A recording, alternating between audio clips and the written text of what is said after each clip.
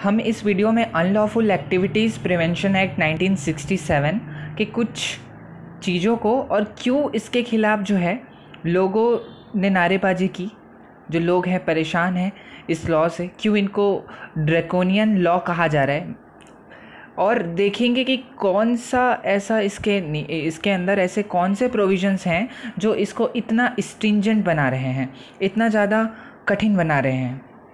हाल ही में क्या हुआ,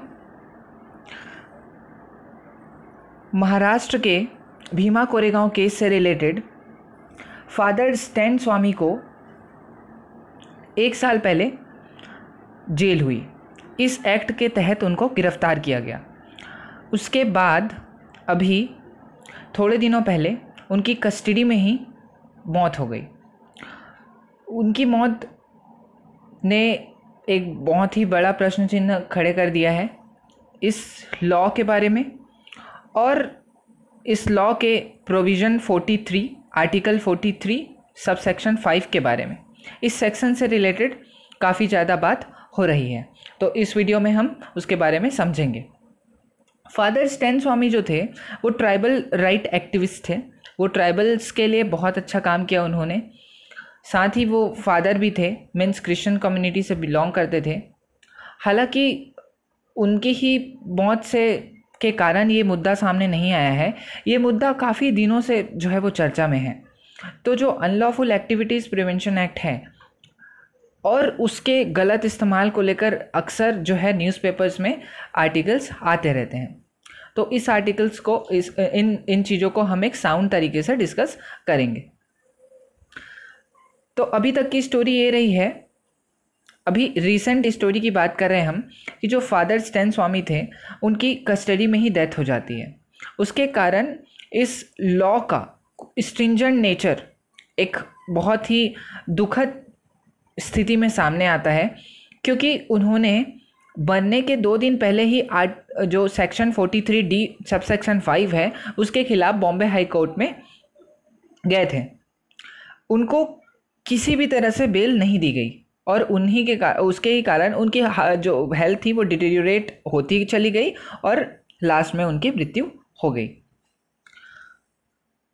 तो देखते हैं कि यूएपीए का ओरिजिन कहाँ से है।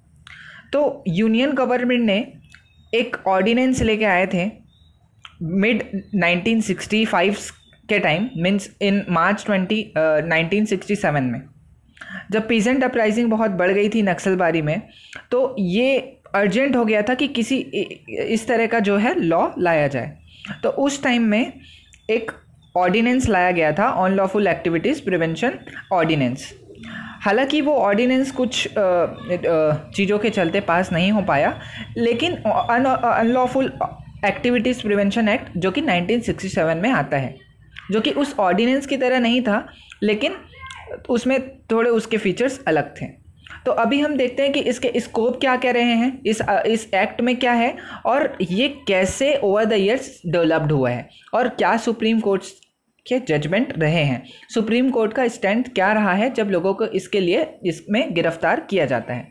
तो ये जो एक्ट है वो किसी एसोसिएशन को या किसी बॉडी ऑफ इंडिविजुअल को अनलॉफुल बताती है अगर वो इंडल्ज हुए हैं ऐसी भी किसी एक्टिविटी में, या फिर ऐसे कुछ वर्ड्स बोले गए हैं, लिखे गए हैं, या फिर ऐसा कुछ साइन या फिर रिप्रेजेंटेशन के द्वारा कुछ ऐसा कहा गया है जो कि cessation of the part of any territory of India. Cessation का मतलब उससे अलग करना, मतलब इंडियन यूनियन को तोड़ने से रिलेटेड, या तो फिर कंट्री की सवर्निटी या फिर टेरिटोरियल इंटीग्रिटी को नुकसान पहुंचाने तथा उस पर क्वेश्चन खड़े करने को अनलॉफुल बताती है। और उसके तहत अगर कोई ऐसा क्राइम करता है तो अनलॉफुल एक्टिविटीज़ प्रिवेंशन एक्ट के तहत उसको गिरफ्तार किया जाता है।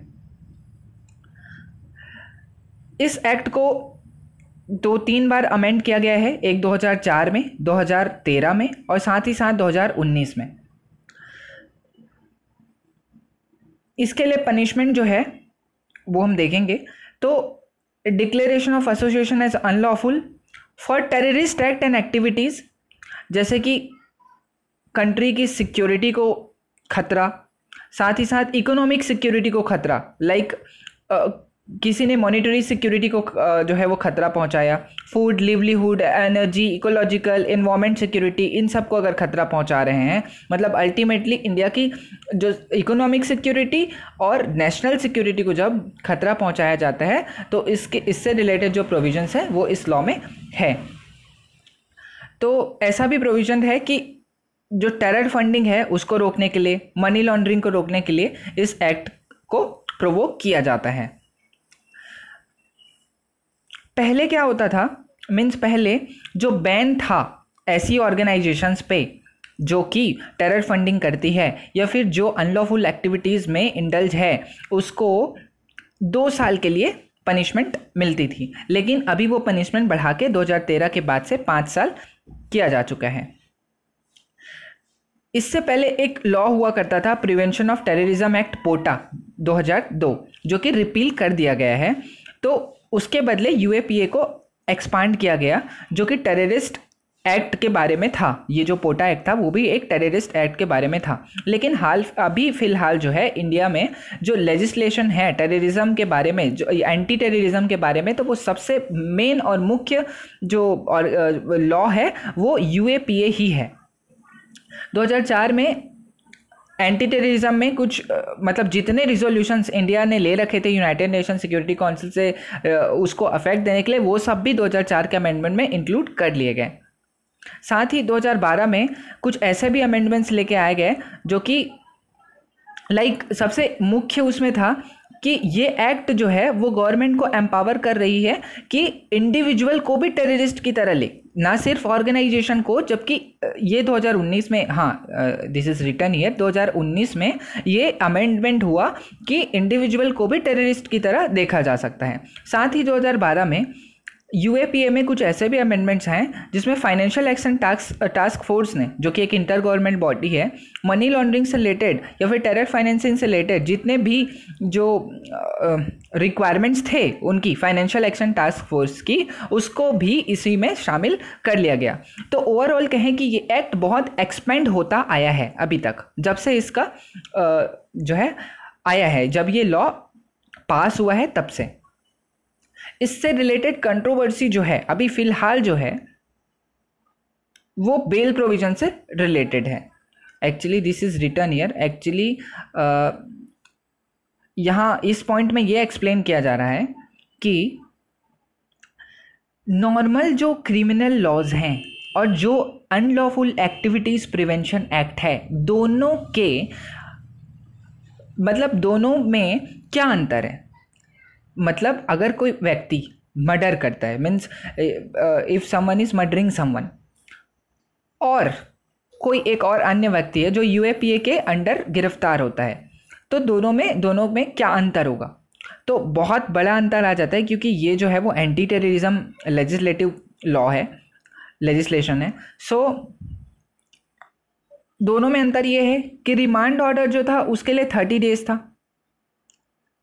किसके लिए? यूएपीए के लिए 30 डेज है, जबकि नॉर्मल जो क्रिमिनल लॉज हैं उसके लिए 15 है।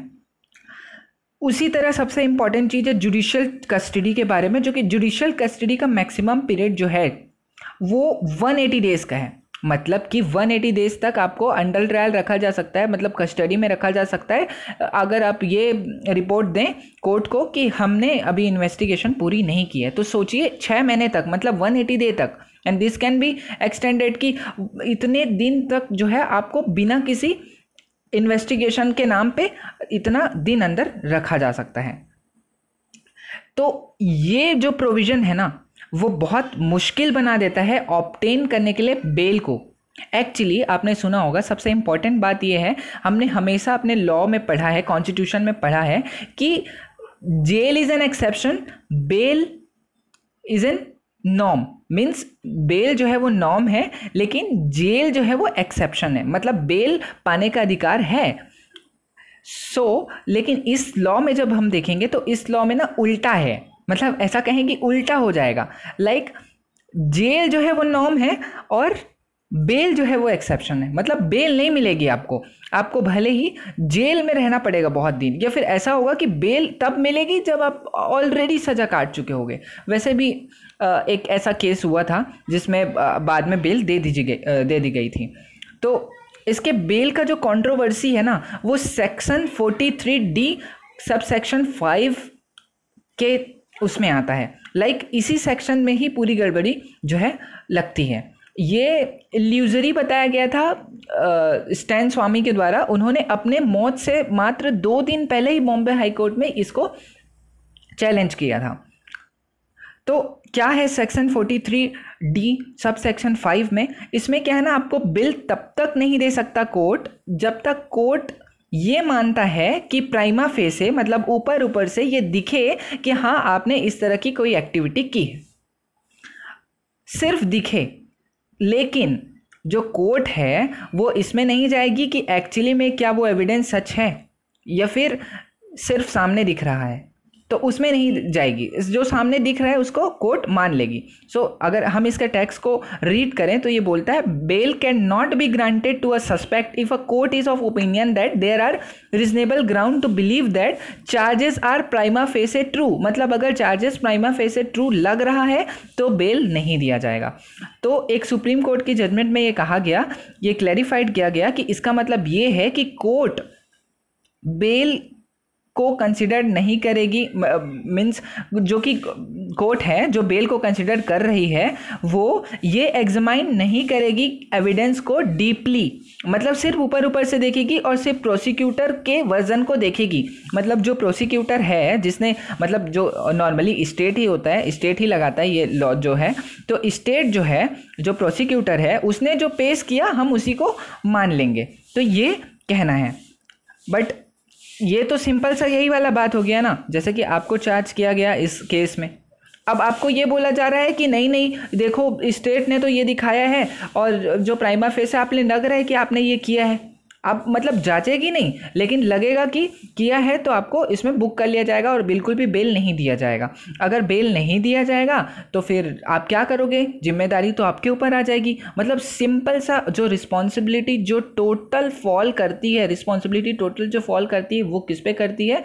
एक्यूज्ड में करती है। मतलब जिसके ऊपर ये एक्ट लगा है उसमें करती है कि आप प्रूव कीजिए कि आपने ऐसा कुछ नहीं किया है। तो इसका तो सिंपल सा मतलब यही हुआ कि जब तक ट्रायल कंप्लीट नहीं हो जाता तब तक उसको बेल मिलेगी कि नहीं। या तो फिर ये हुआ, या तो फिर ये होता है कि उसने पूरा का पूरा अपना जो जितना भी जेल में बिताना था वो बिता लिया, उसके बाद जो है उसको बेल मिल पाएगी। तो ये तो यही हो गया ना कि bail is a norm and bail is a exception and jail is a norm.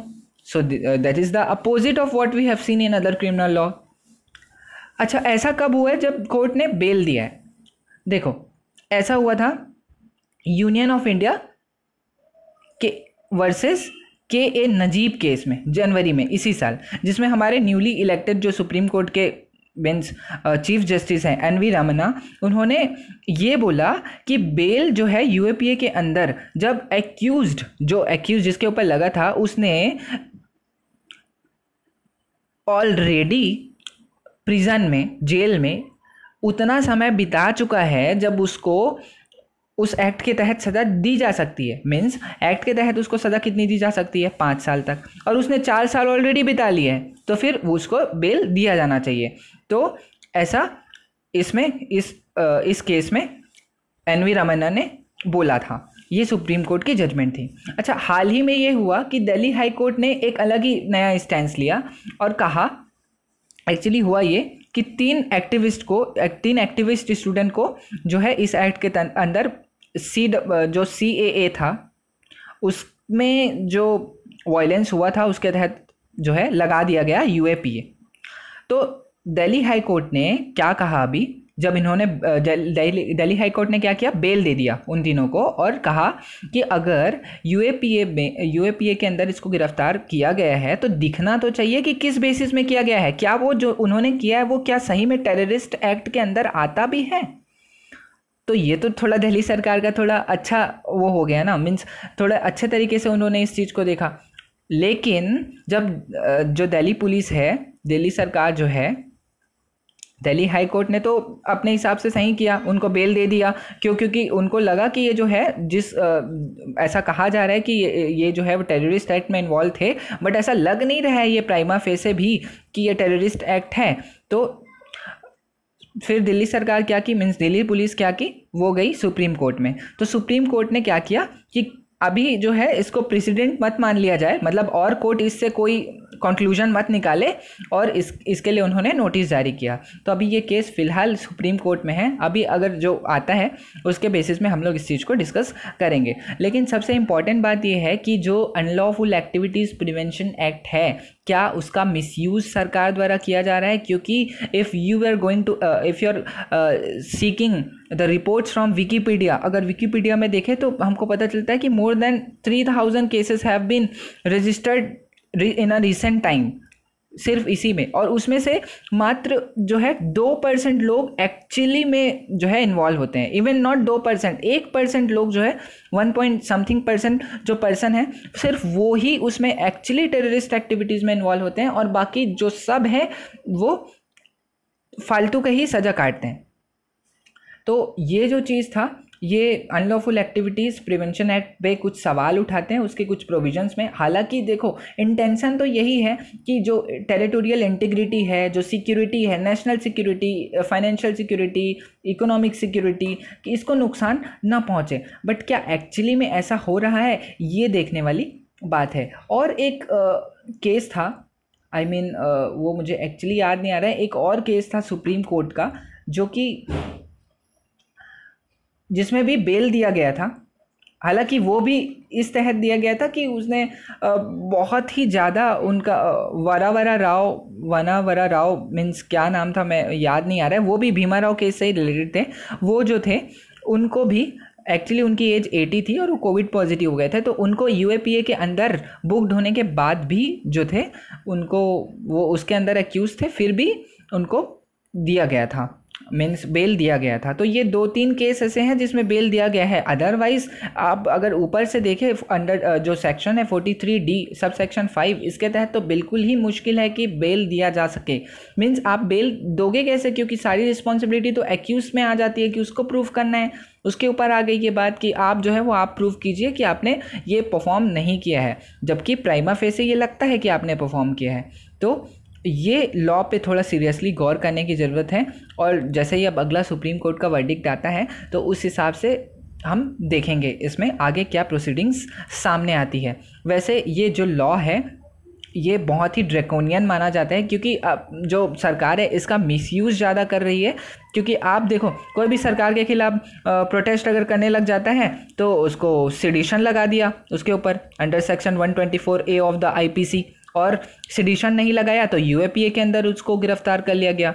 तो ये जो है वो एक हिसाब से freedom of speech and expression, right to, देखो freedom of speech and expression को भी एक हिसाब से खतरा है। और साथ ही साथ अगर बेल नहीं मिल रही है तो ये तो साफ साफ right to life and liberty को खतरा जो है वो बनता है। जैसे कि स्टैन स्वामी ने कहा था कि 43D सब सेक्शन 5 जो है वो बिल्कुल ही इल्यूजरी है, मतलब एकदम जो है इल्यूजन पे बेस्ड है, और बिल्कुल right to life and personal liberty को खतरा है। क्योंकि आप जब बेल जो है वो एक नॉर्म होता है, जेल एक्सेप्शन होता है, जो कि इस लॉ पे उल्टा चलता है, जो इस लॉ में उल्टा हो जाता है। तो ये हमने डिस्कस किया अनलॉफुल एक्टिविटीज़ प्रिवेंशन एक्ट, और अभी हाल फिलहाल में उससे रिलेटेड क्या एक्टिविटी और क्या प्रोटेस्ट चल रहे हैं उस बारे में। तो स्टैन स्वामी की डेथ्स को लोग जो है वो बहुत सीरियसली ले रहे हैं, और इवन इसको सीरियसली कंसिडर करने की ज़रूरत है। क्योंकि जो कोर्ट्स है उनको ये देखना चाहिए कि कहीं जो है नेशनल सिक्योरिटी और